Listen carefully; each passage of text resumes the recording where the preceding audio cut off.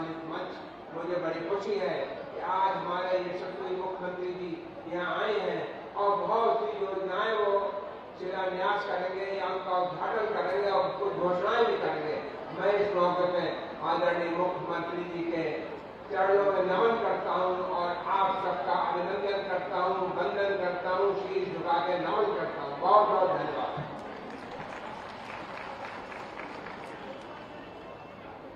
आभार महोदय। हमारे बीच में माननीय मंत्री श्री सुरेश कुमार खन्ना जी की गरिमामय उपस्थिति है।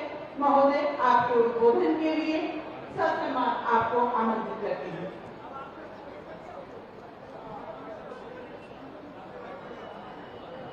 धन्यवाद। एक बहुत जोर से नारा लगाएंगे, भारत माता की। मंच पर विराजमान भौतिकवादी युग में आध्यात्मिक स्तर पर जीने वाले महान कर्मयोगी, जाति धर्म और वर्ग संकीर्णता से बहुत ऊपर शैक्षिक कुरुक्षेत्र के भीष्म पितामह और द्रोणाचार्य के समान महान लक्ष्य साधक उत्तर प्रदेश के यशस्वी मुख्यमंत्री का आज इस मंच पर आप लोगों के माध्यम से स्वागत और अभिनंदन करता हूं। मंच पर विराजमान हमारे साथी मंत्री आदरणीय श्री धर्मपाल जी, आदरणीय श्री अरुण सक्सेना जी, आदरणीय श्री संतोष गंगवार जी, आदरणीय श्री उमेश गौतम जी और हमारे क्षेत्र के अध्यक्ष सम्माननीय श्री दुर्विजय शाक्य जी और सभी सम्मानित विधायक, सभी विधान परिषद के सदस्य, पदाधिकारीगण और यहाँ पर उपस्थित इस बड़ी संख्या में आए हुए भाइयों और बहनों, आप सब जानते हैं कि आज उत्तर प्रदेश का परसेप्शन देश और दुनिया में बदला है और उसका अगर सही मायने में क्रेडिट किसी को जाता है तो माननीय मोदी जी के मार्गदर्शन में उसका क्रेडिट सिर्फ और सिर्फ जाता है आदरणीय श्री योगी आदित्यनाथ जी को। बहनों और भाइयों, सोच और परसेप्शन किसी एक घटना से नहीं बदलता, ये बदलता है चेन ऑफ इवेंट से। और लगातार जो उन्होंने बिना रुके बिना थके जो उत्तर प्रदेश की तस्वीर बदलने का काम किया है, उसके पीछे उनकी एक दृढ़ प्रतिज्ञ, दृढ़ सोच और बिना रुके बिना थके मेहनत। और आज हम कह सकते हैं कि उत्तर प्रदेश जो 2016-17 तक एक बीमारू प्रदेश के रूप में जाना जाता था, आज उत्तर प्रदेश हर क्षेत्र में एक प्रोग्रेसिव उत्तर प्रदेश के रूप में जाना जाता है। और ये काम किया है हमारे यशस्वी मुख्यमंत्री आदरणीय योगी आदित्यनाथ जी ने। और उसके पीछे आप लोगों का बहुत बड़ा संबल है। आप लोगों ने वोट के माध्यम से अपने एमएलए और एमपी को चुना और उसी के ये प्रवृत्ति है कि आदरणीय योगी जी अपने इस लक्ष्य में कामयाब हुए। आज उत्तर प्रदेश में कानून और व्यवस्था, पूरे देश में अगर कहीं कोई घटना होती है तो वहां के नेता लोग मांग करते हैं कि हमें योगी को दे दो। यही नहीं, दुनिया के किसी देश में, जहां तक कि ऑस्ट्रेलिया में ऐसे देश में जो डेवलप्ड कंट्री के रूप में जाना जाता है, वहां के लोग भी मांग करते हैं कि अगर कोई भी घटना हो जाए तो हमें योगी को दे दो। ये स्थिति आज उसका सौभाग्यशाली है जो उत्तर प्रदेश के मुख्यमंत्री की आज यही स्थिति बनी है। और जहां तक आर्थिक स्थिति का सवाल है, मैं विशेष रूप से आर्थिक स्थिति देखता हूं, वित्त विभाग मेरे पास है, मैं दावे के साथ कह सकता हूं कि जो ग्राफ लगातार नीचे की ओर जा रहा था, 17 से मार्च 17 से लगातार फाइनेंशियल डिसिप्लिन लगातार उनके नेतृत्व में जो ऊपर की ओर है। आज उत्तर प्रदेश में पर कैपिटा इनकम बढ़ी है, हमारा एक्सपोर्ट बढ़ा है और लगभग 96 लाख एमएसएमई जो उत्तर प्रदेश में सबसे बड़ा हमारा ऐसा प्रोजेक्ट है, ऐसा प्रोडक्ट है कि जिसके माध्यम से हम देश और दुनिया में अपनी पहचान बना रहे हैं। उन्होंने ओडीओपी के माध्यम से पूरे प्रदेश में हर जनपद का कोई न कोई विशेषता को पहचान कर वहां का प्रोडक्ट आगे बढ़ाने और जो भी हमारा एक्सपोर्ट बढ़ा है उसमें 60 से 70% योगदान उस ओडीओपी का है, जो उन्हीं के द्वारा लॉन्च किया गया, उन्हीं के द्वारा पहचान जिसकी दिलाई गई। आज हम कह सकते हैं कि हर क्षेत्र में प्रगति हुई है, हर क्षेत्र में, चाहे बेसिक शिक्षा हो, चाहे माध्यमिक शिक्षा हो और चाहे समाज का कोई भी स्वरूप हो, उस सभी स्वरूपों में आज बदलाव दिखाई पड़ता है। लोगों के अंदर कॉन्फिडेंस डेवलप हुआ है कि हम योगी जी के नेतृत्व में किसी सीमा तक जा सकते हैं। आज उन्होंने जो $1 ट्रिलियन का लक्ष्य रखा था उसकी तरफ हम बहुत तेजी से आगे बढ़ रहे हैं और हम जो कभी को उत्तर प्रदेश की अर्थव्यवस्था बहुत नीचे आती थी, बहुत नीचे नंबर पर आती थी, आज चाहे ईज ऑफ डूइंग बिजनेस में हो और चाहे उत्तर प्रदेश की अर्थव्यवस्था में हो, हम लगातार सुधार करते करते 2 नंबर पर पहुंच गए, 2 नंबर पर। ये छोटी बात नहीं है। इसलिए आज के इस मौके पर एक शायर ने कहा तो किसी और के लिए था, लेकिन मैं समझता हूं कि 4 लाइनों के साथ हम अपनी बात को समाप्त करेंगे कि तुम्हारी शख्सियत से ये सबक लेंगी नई नस्लें, कि तुम्हारी शख्सियत से ये सबक लेंगी नई नस्लें कि वही मंजिल पे पहुंचा है जो अपने पांव चलता है। डुबो देता है कोई नाम तक भी घाम नालों का, डुबो देता है कोई नाम तक भी घाम नालों का, और किसी के नाम से मशहूर होकर गांव चलता है, किसी के नाम से मशहूर होकर गांव चलता है। बहुत बहुत धन्यवाद।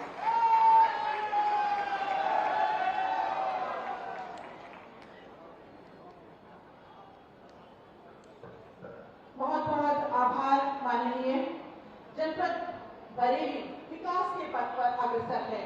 आज माननीय मुख्यमंत्री जी के करकमलों द्वारा 3405 करोड़ की लागत से बनी 170 परियोजनाओं का लोकार्पण और शिलान्यास किया जाना है।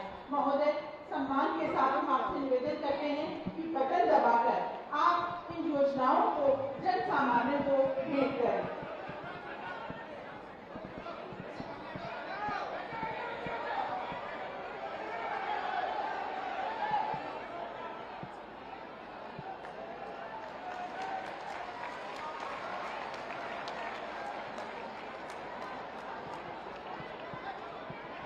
ये विकास की बयान है जो स्वच्छंद बह रही है जनपद बरेली में। आप देख रहे होंगे मंच के बाईं ओर ये पर्दा हटता जा रहा है और जो समस्त परियोजनाएं हैं वो आज लोकार्पित की गई हैं और शिलान्यास।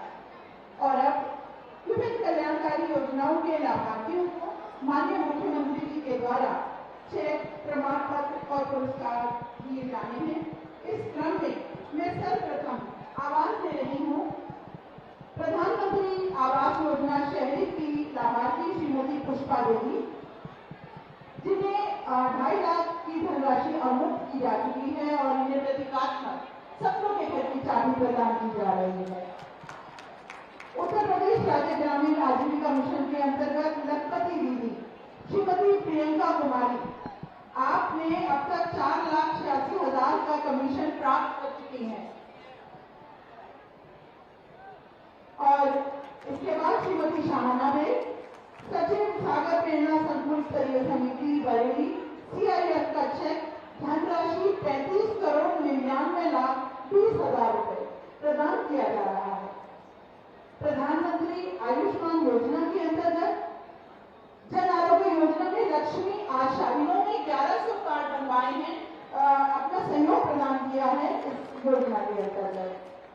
और इसके लाभार्थी श्रीमती तमन्नी देवी, आप उन्हें दोनों आंखों का मोतियाबिंद का ऑपरेशन इस योजना के अंतर्गत निःशुल्क हुआ है। श्रीमती अबिता, आप अबिता जी का कैंसर का ऑपरेशन इस योजना के अंतर्गत निःशुल्क हुआ है।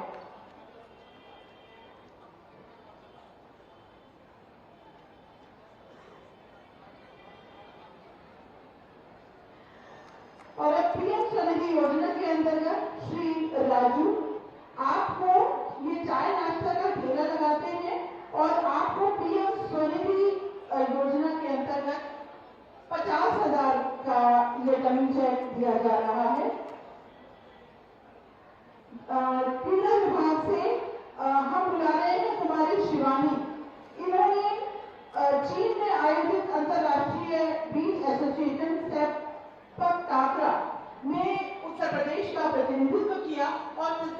स्थान प्राप्त किया।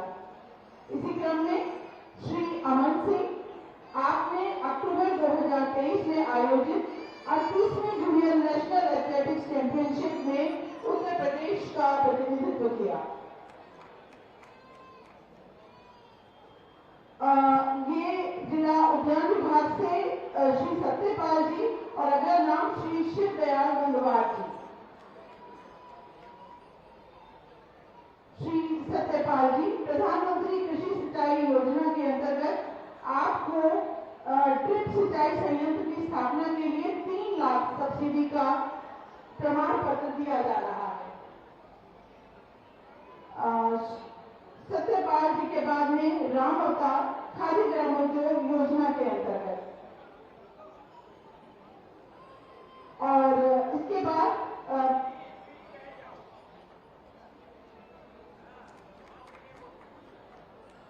सिमरन सिंह, जिला प्रबंधक, इनको 2.5 लाख धनराशि का मुख्यमंत्री युवा स्वरोजगार योजना के अंतर्गत, और संध्या वर्मा। ये वितरण के पश्चात हम सभी जानते हैं कि प्रत्येक धर्म, वर्ग, जाति, संप्रदाय से ऊपर उठकर कल्याणकारी योजनाओं का लाभ आम जनता तक पहुंच रहा है। जी हाँ, यही है आजादी का अमृत काल का शुभारंभ। प्रदेश में चारों ओर सभी जनता सुरक्षित, संरक्षित और अपने आप को विकसित महसूस कर रही है कि प्रदेश का नेतृत्व सुरक्षित हाथों में है। हम ऐसे युग प्रवर्तक माननीय मुख्यमंत्री उत्तर प्रदेश योगी आदित्यनाथ जी से निवेदन करते हैं कि आप हमारे प्रणामों का श्रद्धा चंदन स्वीकार करें और अपने आशीष वचनों से हमें प्रकार करें। जोरदार तालियां महोदय के अभिनंदन में सभी लोग बताएं। भारत माता की, भारत माता की, भारत माता की, वंदे वंदे वंदे। नाथनगरी बरेली के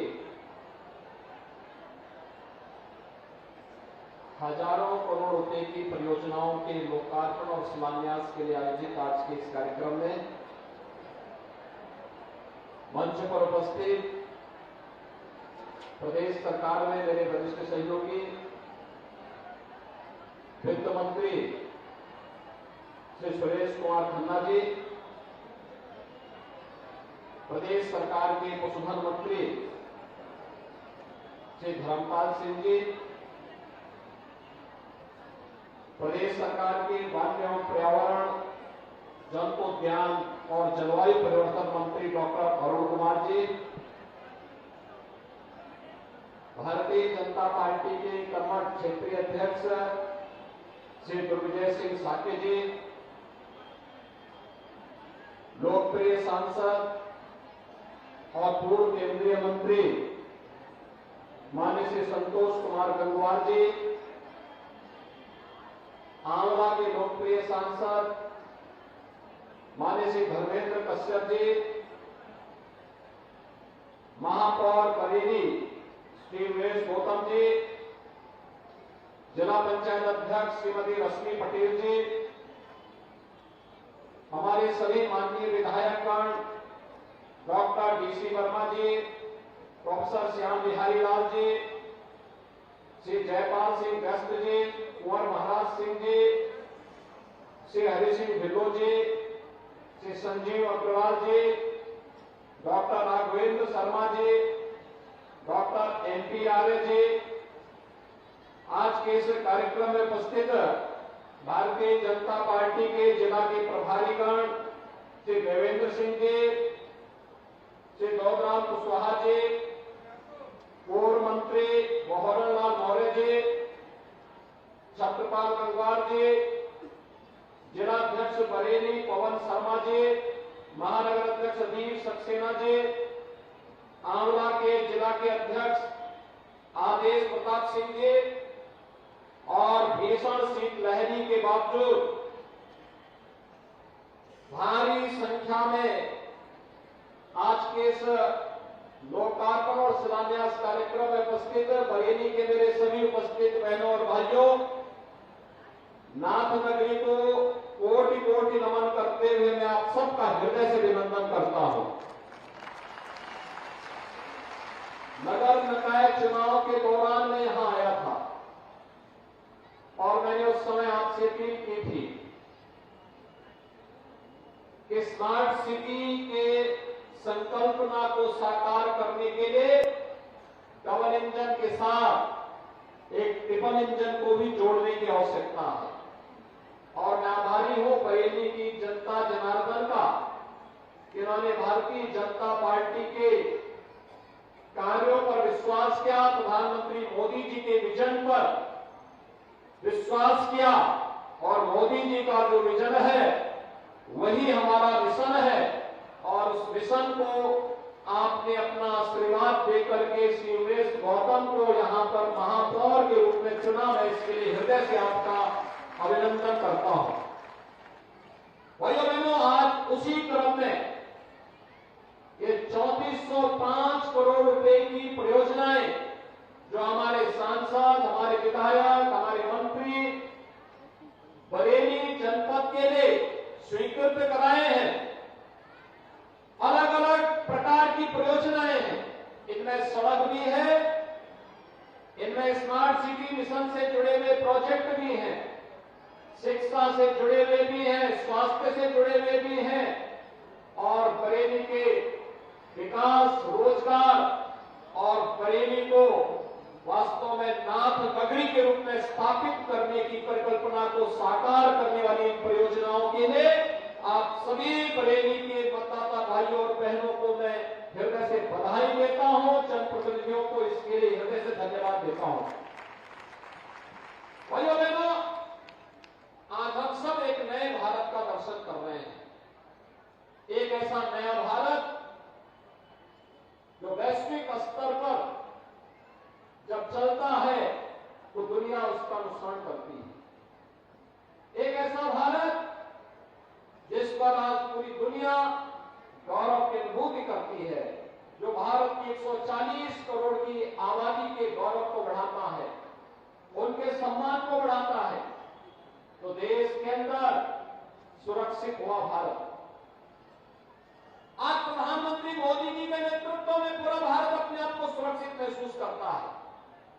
विकास की योजनाओं का लाभ बिना भेदभाव के और विकास की भी बड़ी बड़ी योजनाएं, हाईवे, रेलवे, अत्याधुनिक एयरपोर्ट, आईआईटी, आईआईएम, एम्स जैसे संस्थान आज भारत को नई पहचान दे रहे हैं।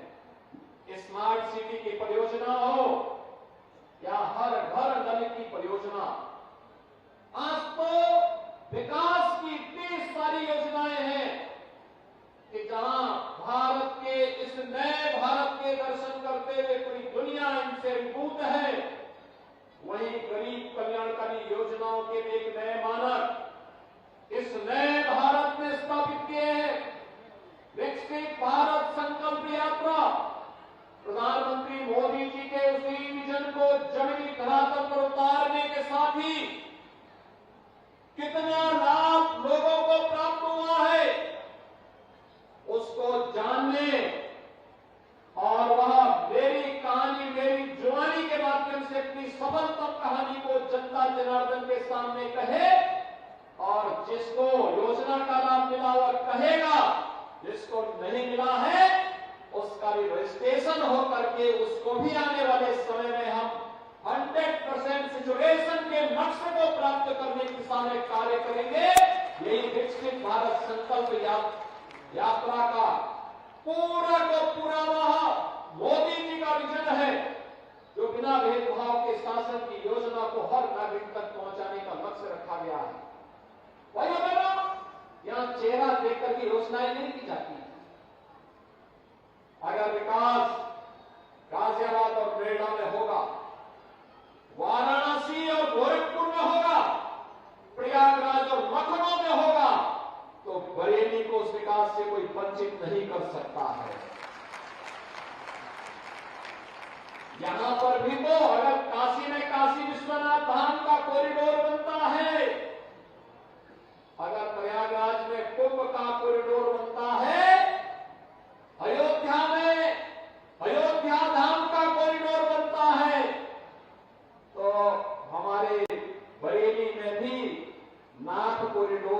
हम आज फाइनल स्वरूप देने के लिए ही बरेली आए हैं। नाथ कॉरिडोर को जोड़ने वाले जितने भी महत्वपूर्ण मार्ग हैं, इन सबको स्वीकृत देने के बाद ही हम बरेली आए हैं। और अगली बार जब आएंगे इन सबका लोकार्पण करने जरूर आएंगे, क्योंकि ये हमारी विरासत की पहचान है। यही तो प्रधानमंत्री मोदी जी ने कहा। आजादी के अमृत महोत्सव को संबोधित करते हुए प्रधानमंत्री मोदी जी ने 140 करोड़ भारतवासियों के सामने एक लक्ष्य रखा, और वह लक्ष्य रखा कि हमें आज तो देश की आजादी के 75 वर्ष पूरे कर रहे हैं, लेकिन जब देश अपनी आजादी का 100 वर्ष पूरा करेगा, शताब्दी महोत्सव मनाएगा, तब कैसा भारत चाहिए, कैसा भारत चाहिए। एक ऐसा भारत जिसे आप विकसित भारत कह सकते हैं। हर चेहरे पर खुशहाली हो, हर नौजवान के हाथों में रोजगार हो, हर किसान खुशहाल हो, हर बहन और बेटी अपने आप को सुरक्षित महसूस करे, हर व्यापारी अपने व्यापार के माध्यम से देश की प्रगति के मार्ग में मजबूती के साथ सहभागी बने। भारत का हर नागरिक अपने कर्तव्यों का निर्वहन करते हुए इस दिशा में प्रयास करेगा तो विकसित भारत बनने से दुनिया की कोई ताकत रोक नहीं सकती है। और इसके लिए प्रधानमंत्री जी ने 5 संकल्प पंचप्रण के रूप में हम सबके सामने रखे। ये पंचप्रण उसी संकल्पना का आधार है जिस विकास की योजना को लेकर आज हम सब यहां पर आए हैं। उन्होंने कहा आत्मनिर्भर भारत के लक्ष्य के लिए वोकल फॉर लोकल, हमें अपने स्थानीय उत्पाद को प्रमोट करना पड़ेगा, स्थानीय हस्तशिल्पी को सम्मान देना पड़ेगा, स्थानीय कारीगर के कार्य को महत्व देना पड़ेगा। और इस दिशा में चाहे वो किसान हो, चाहे वो राजमिस्त्री हो, चाहे वह हमारा कारीगर हो, इनके कार्य को सम्मान देते हुए इसे आगे बढ़ाना। 1 डिस्ट्रिक्ट 1 प्रोडक्ट की योजना और पीएम विश्वकर्मा या पीएम विश्वकर्मा श्रम सम्मान की योजना उसी क्रम में लागू के लिए योजना। गुलामी के अंशों को सर्वथा समाप्त करना। हम गुलामी की मानसिकता से नहीं जीत सकते कि यूरोप और अमेरिका में अच्छा, दुनिया में अच्छा, हमारा खराब, ये नहीं हो सकता। हमारा जो है वो सबसे अच्छा है, सबसे उत्कृष्ट कोटि का है, और अगर कहीं कोई कमी है उसका परिमार्जन करके उसको उत्कृष्टता बनाने का कार्य करेंगे। यह है गुलामी की मानसिकता से मुक्त होने का एक लक्ष्य। अपनी विरासत पर गौरव की अनुभूति करना। आपने देखा होगा विरासत पर गौरव की अनुभूति। आजादी के अमृत महोत्सव वर्ष में एक विजन दिया गया था, हर घर तिरंगा का।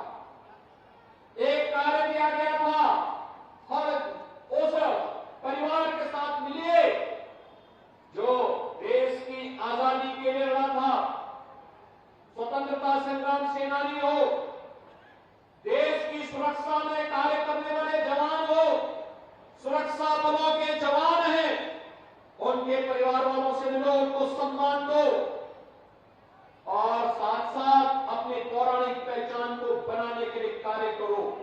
काशी विश्वनाथ का धाम हो, बद्री केदारनाथ का पवित्र धाम हो, महाकाल का महालोक हो, या फिर 500 वर्षों के बाद अयोध्या में भगवान राम के भव्य मंदिर के निर्माण का कार्य हो, यह भारत की विरासत का ही सम्मान का कार्य है। भाइयों, भारत के विरासत का सम्मान कोई सोचता था? अयोध्या, लोग अयोध्या के नाम लेने से ही अपने आप कुछ संकोच करते थे, भयभीत होते थे।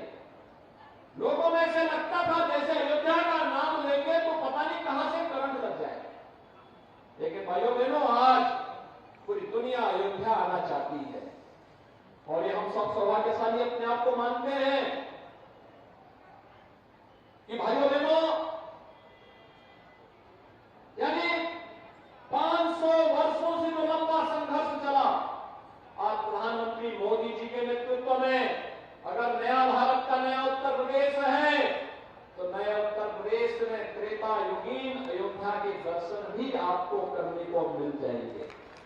अयोध्या की जितनी भी परियोजनाएं थी, उन परियोजनाओं का लोकार्पण हम लोगों ने प्रधानमंत्री मोदी जी के कर कमलों से 30 दिसंबर को संपन्न कर दिया है। और अब 22 जनवरी को भगवान राम के भव्य प्राण प्रतिष्ठा कार्यक्रम की तैयारी चल रही है। कल ही मैं अयोध्या में था, जहां अयोध्या में पहले ये गाड़ी नहीं चल पाती थी, आप 4 लेन की कनेक्टिविटी दी थी।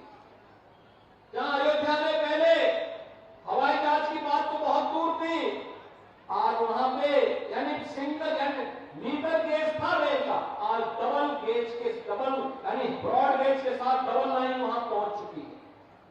एयर कनेक्टिविटी के लिए एयरपोर्ट बन चुका है। ये सभी कार्यक्रमों का लोकार्पण प्रधानमंत्री जी ने 30 दिसंबर को कर दिया है। और अभी तो वाटरवे के साथ भी जोड़ने की तैयारी चल रही है। वाटरवे के साथ इनलैंड वाटरवे, अयोध्या की कनेक्टिविटी बेहतरीन करके जहां से भी कोई अयोध्या श्रद्धा के भाव से आएगा, सम्मान के साथ प्रभु का आशीर्वाद प्राप्त करके जाएगा। यही है विरासत का सम्मान। एक बार एकात्मता के लिए कार्य करना। जो लोग जाति के नाम पर बांटना चाहते हैं, समाज में विस्मरण करना चाहते हैं, इनसे सावधान रहने की आवश्यकता। ये जातिवाद की राजनीति, परिवारवाद की राजनीति, विभाजन की राजनीति उत्तर प्रदेश के सामने, यहां के नौजवानों के सामने, उत्तर प्रदेश के नागरिकों के सामने पहचान का संकट खड़ा किया था। और आज हमें सावधान होकर के विकास के बारे में सोचना है, विरासत के बारे में सोचना है, आने वाली पीढ़ी के उज्जवल भविष्य के बारे में सोचना है। उत्तर प्रदेश को देश की अग्रणी अर्थव्यवस्था के रूप में स्थापित करने के लक्ष्यों को प्राप्त करने की दिशा में कार्य करने के लिए आगे बढ़ना है।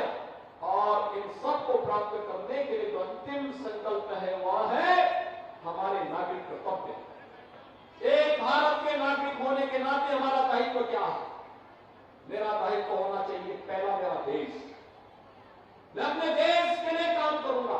हर काम देश के नाम, हर काम देश के नाम।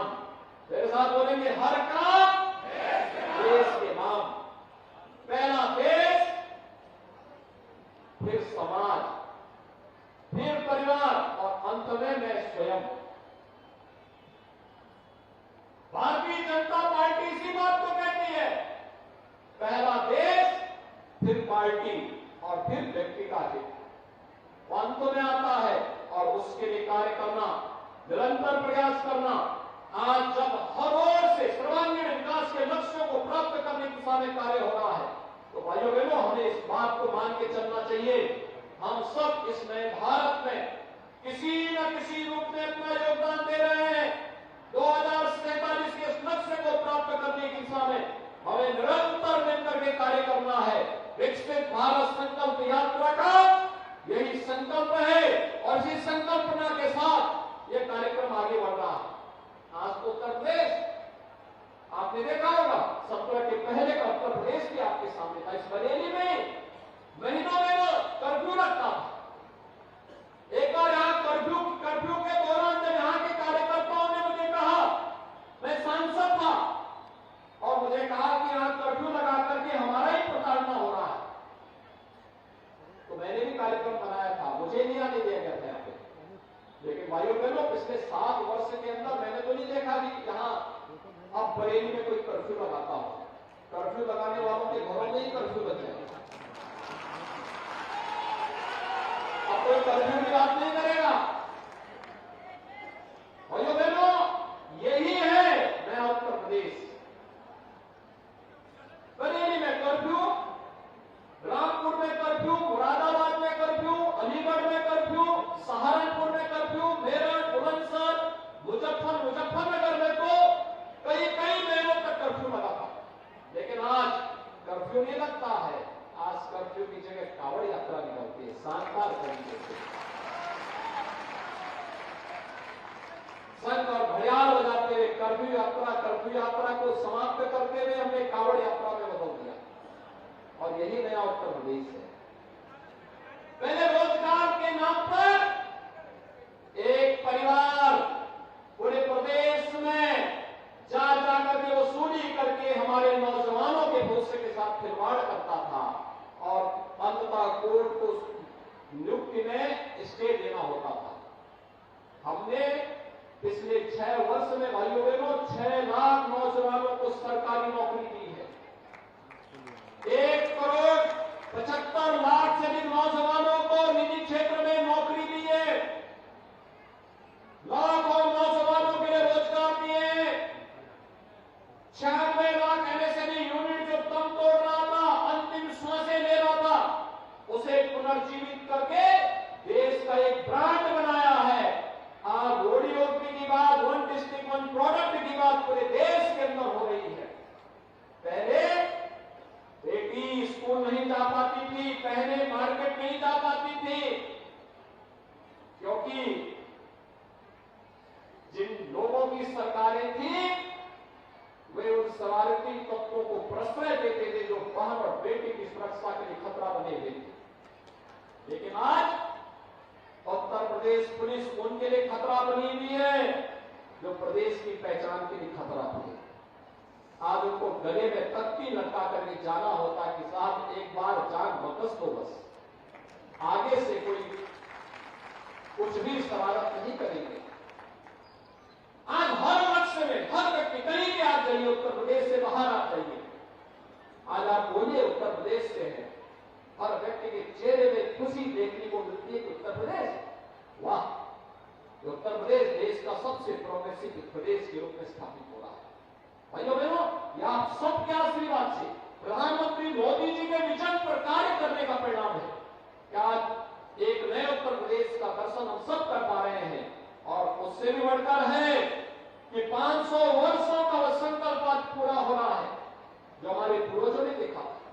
अयोध्या में राम विराजमान होंगे फिर से, हम इस संकल्प को पूरा करेंगे और इस संकल्प आज पूरा हो रहा है। अयोध्या में 500 वर्षों के बाद जब 22 जनवरी को प्रधानमंत्री मोदी जी के करकमलों से प्रभु राम अयोध्या में अपने भव्य मंदिर में विराजमान होंगे तो देश ही नहीं पूरी दुनिया के अंदर जहां कहीं भी सनातन धर्मावलंबी रहता है उसको तो गौरव की अनुभूति होगी ही, उसके चेहरे पर एक खुशहाली तो होगी।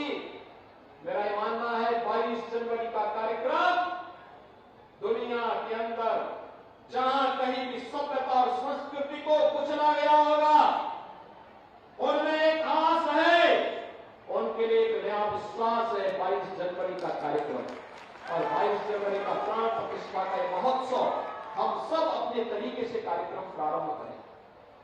14 जनवरी से लेके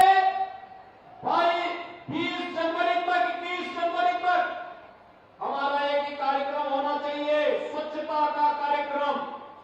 अपने गांव में, अपने नगर में, अपने वार्ड में, अपने मोहल्ले में स्वच्छता के कार्यक्रम को जुड़ना। प्लास्टिक फ्री, कहीं कूड़ा कचरा नहीं होना चाहिए। जैसे दीपावली के पहले आप अपने घरों की सफाई करते हैं, अपने नगर को सफाई करिए। आज प्रभु अयोध्या में विराजमान हो रहे हैं, कल मेरे घर में, मेरे गांव में, मेरे नगर में विराजमान होंगे। इस दृष्टि से सफाई की तैयारी करना, स्वच्छता के लक्ष्य को प्राप्त करना हमारा प्रयास होना चाहिए। 14 से स्वच्छता अभियान, 16 जनवरी से हर देव मंदिर में राम नाम संकीर्तन, अखंड रामायण के पाठ की तैयारी करिए, गांव-गांव में रामलीलाओं का मंचन करिए। और 22 के कार्यक्रम को स्क्रीन लगा करके लाइव देखिए।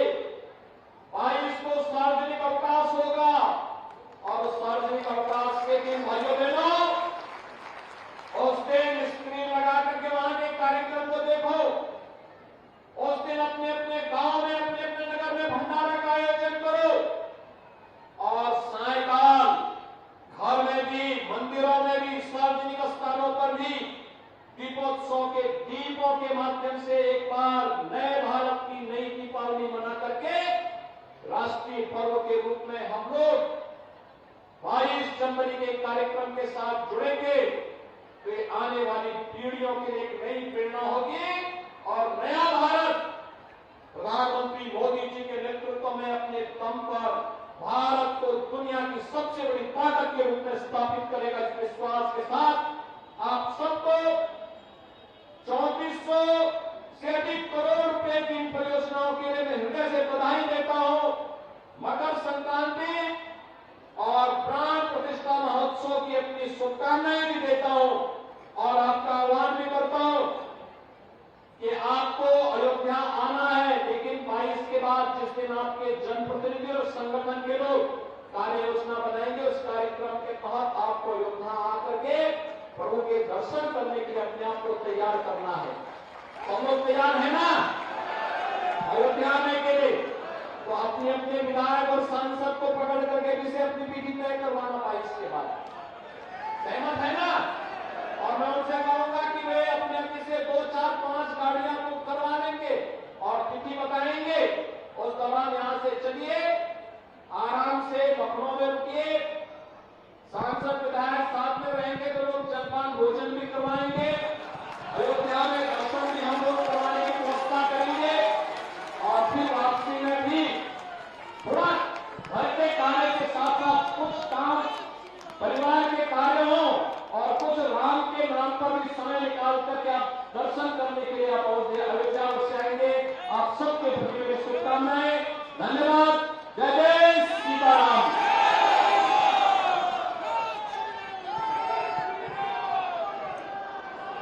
अभिभूत है, आभारी है महोदय। हमारे लिए तो जैसे 22 जनवरी आज हुई है। मैं धन्यवाद ज्ञापन के लिए माननीय सांसद महोदय श्री धर्मेंद्र कश्यप जी से निवेदन करती हूँ।